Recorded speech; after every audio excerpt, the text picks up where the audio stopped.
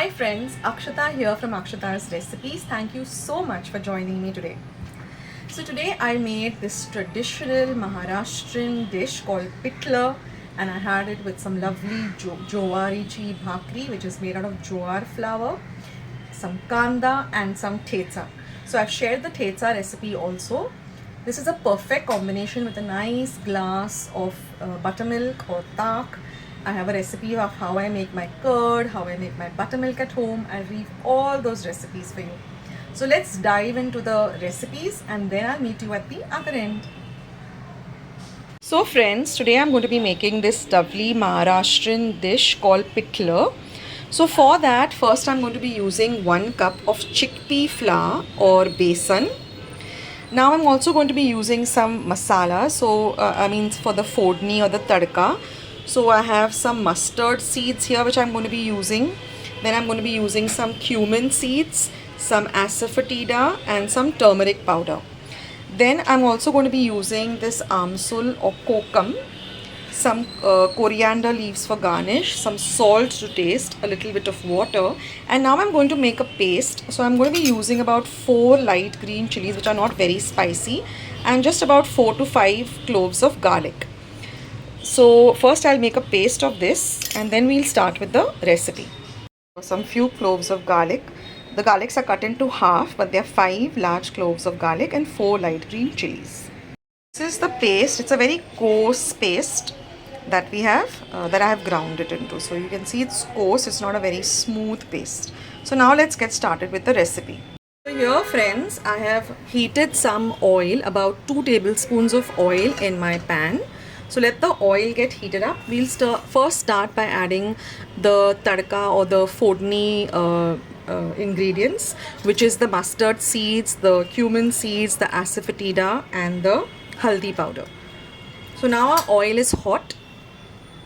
I will start by adding half a teaspoon of mustard seed. This is half a teaspoon measurement. Once the seeds begin to splutter, since the oil is heated, half a teaspoon of cumin, half a teaspoon of asafoetida and half a teaspoon of turmeric.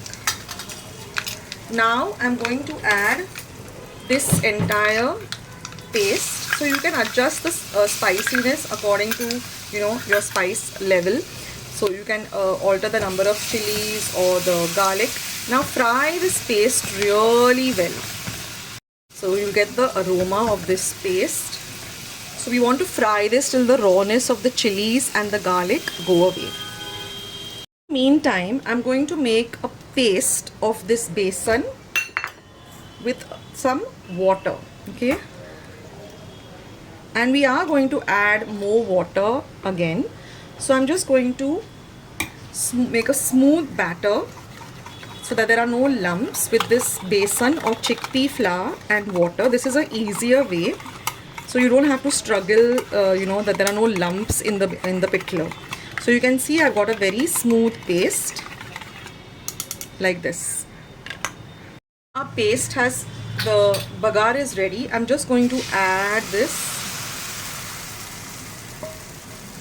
Don't want to waste any of that goodness.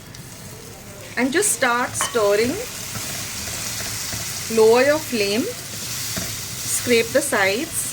And add more water. So in this pitla you have to keep on adding water because it gets absorbed by the chickpea flour very quickly. So now just keep stirring till you get a very nice smooth batter. Like I said, you have to keep adding water. So in the description box and the comment section, I'll tell you exactly how much water I used in total. So almost like 2.5 cups for 1 cup of besan. And now you can see that we have a very smooth batter. There are no lumps. So you have to just keep stirring this like this. And you will see how the consistency changes in some time. So now I'm going to add some salt to taste. I always like to add a little salt first, and then if needed, you can add some more. Next goes this kokum or amsol. And just keep on stirring. Now I've increased the flame from low to medium to high, and we're just going to keep stirring.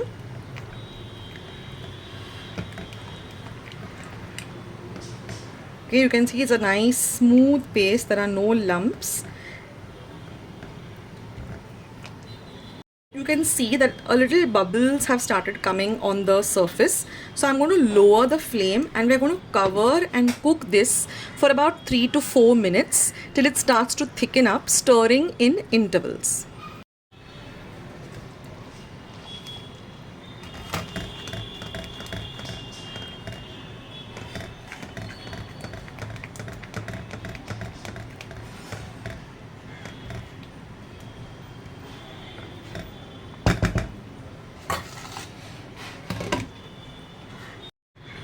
So you have seen that I've been opening this, and every time it's on a low flame and there are bubbles.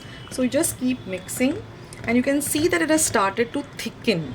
It has started to become like a thick paste. So we have to cook this for another 10 minutes on a low flame, stirring in intervals.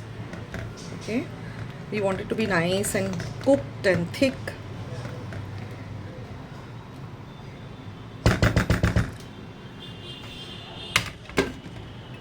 The pitla is getting ready. I'm just making a very quick thecha.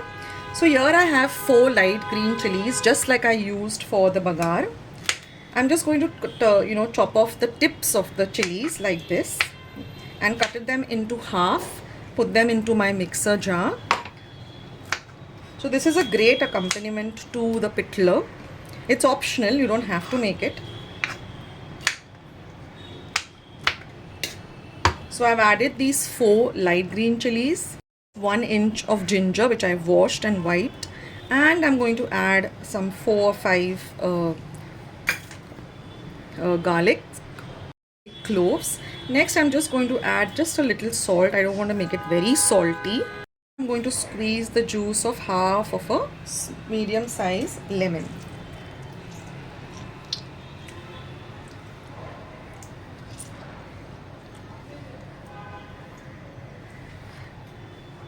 I'd like to give you here, don't throw out these used up lemons. Whenever you put your idli maker or your cooker, just throw them at the base and you will see how clean your cooker and your idli maker becomes with it. So now I'm just going to grind this to a coarse paste, and that is our thecha. So this is our lovely thecha which goes extremely well with pitla, bhakri and kanda. It just completes the dish, and of course a big glass of buttermilk or tak. So now let's check on the consistency of the pitla, and you will see that it has changed a little bit of color. It has darkened up a bit and it has become into a little bit of a thicker, it's become extremely thick. See, if you see this, it's just a nice thick paste. So just scrape the sides, scrape the bottom like this. Another 5 minutes of cooking. So total time of cooking is about 12 to 15 minutes. Once you add everything, add the water, the salt, the kokum, and keep it for cooking. You have to keep it on a low fire for 12 to 15 minutes to get the perfect pitla. Now our pitla is almost ready. I'm just going to garnish it with a lot of green kothimir because I love it that way. And I'm just going to cover and keep it aside after cooking it properly for about 5 to 10 minutes before serving. Now finally you can see our pitla is all ready. It changes into this lovely thick paste, very very thick. So now our pitla is ready completely. We can serve it. Here is today's lunch. So here is the amazing pitla. These are some lovely soft bhakris made of jowar peat or jowar flour. Some lovely kanda or onion cut up, and this is the thecha I prepared, and this is the buttermilk. So a nice light and delicious meal. So friends, wasn't that looking really really delicious? Pitla, bhakri, thecha, kanda, tak, It's like a balanced meal, it's perfect for this lovely heat that we have right now in Mumbai. You can have it all year round. It's good even in the winter, in the monsoons. It's just something which touches your soul, and it's simple, few ingredients. You don't have to go through a lot of grinding of masalas or anything, and it tastes really good. I like to drizzle a little bit of melted clarified butter or toop on top of my pitla.